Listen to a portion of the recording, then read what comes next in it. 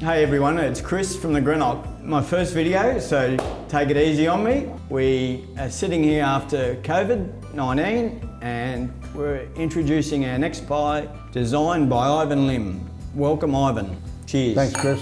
What sort of history have you got with Greenock, Ive? Mate, I came here in '79 to the Barossa, bought a house in Seppeltsfield, and so this has been my local for 40 odd years.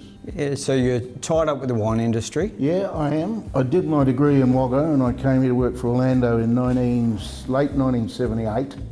Went back to Griffith for a vintage and then came here permanently. So you've got an association with the St Hugo's brand? Yes, yeah, I made the first St Hugo ever and right through to '93 when I left Orlando to pursue my own winemaking. So would you have any advice to someone who wants to get into the wine industry? Don't. It's hard work, mate.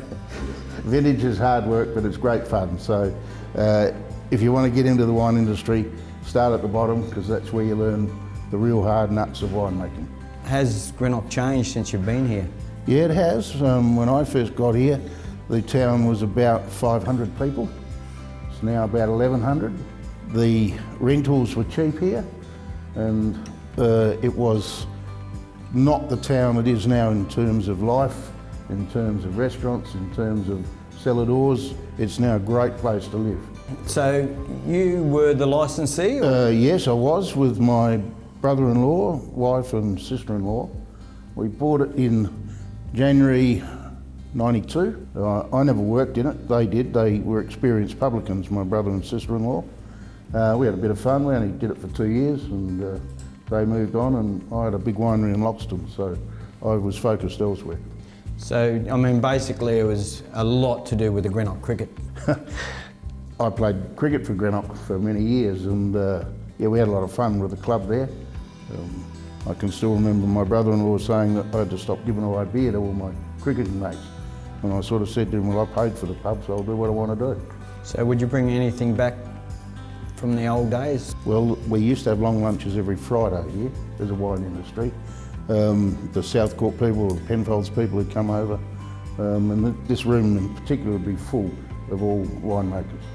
It was a great day Friday. So the charity you're going for? Through a mate of mine who is wheelchair bound.